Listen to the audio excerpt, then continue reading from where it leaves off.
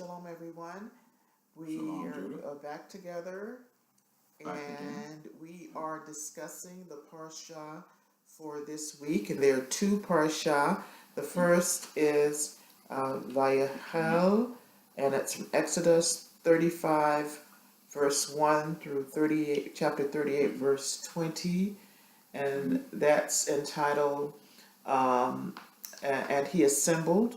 And then the second parashah is called Pekudei, and that's from Exodus 38, verse 21 through 38, and it's called an accounting of the records.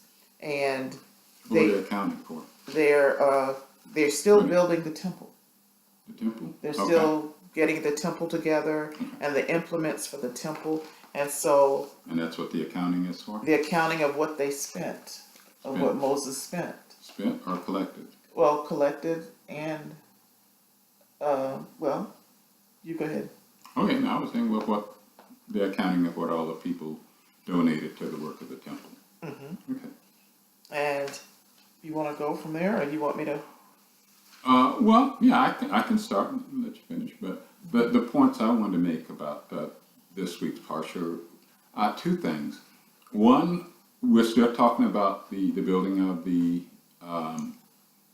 temple, and also we're talking about the Sabbath.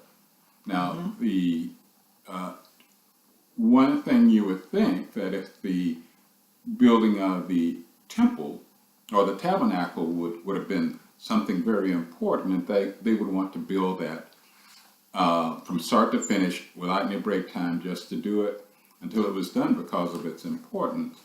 But God said no, or Moses reminded them, no, the Sabbath takes priority, and you still have to observe a time of rest. And what I take from that, and some of the sages take from that, is that two things are at place here. Time, the Sabbath, and a place. That's the temple. And when with respect to time, it is, I'm going to say it's real time. It's the reality of time. When God created the world in the 6 days and rested on the seventh, well, we also create as well. But we really don't create. Only God creates. The only thing that we can really do, and the only way we can really mirror what God does, is by resting. And by resting on that Sabbath day, we join with Him in that time of rest. The temple is reality, or a taste of what will come. Perhaps the Sabbath and the temple, or a taste or a glimpse of what will come to us in the future. Because he's very detailed in building the... Yes, quite a bit of detail. More detail here than in the creation of the world. Very detailed.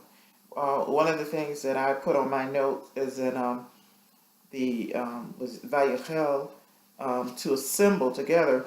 They also pointed out, the commentators pointed out, another time when Israel assembled. That's in chapter 32 of Exodus, verse 1. And what did they assemble to do at that time? I don't know. Remind me. To build the golden calf. To build a calf. So, and that time they assembled to do evil. This time they're assembling to build the tabernacle in which God is going to... Well, part of this, the calf, or part of in the reading, they talk about the golden calf. Not a golden calf, the red heifer. And some have said the red heifer was the atonement for what they did with the calf. The red heifer is the mother cow, and the mother cow has to clean up for what her children had done, the calf.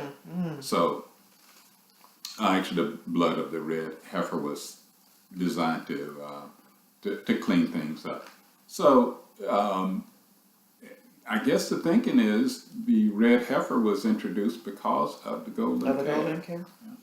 And to bring it to today's present day, that they, I know in the, at one point, many years ago, there was a gentleman out of Mississippi who was trying to help Israel to with a red heifer. Right. But I've heard since then, know that they had a red heifer born in Israel without blemish. Yeah. So anyway, Yeah. all right. So we The last thing about the red heifer, I hate to drag it out too long, and I hope it comes to me quick. The red heifer was to atone for the what they did with the golden calf, and this happened on the Day of Atonement, thereabouts in that same time frame.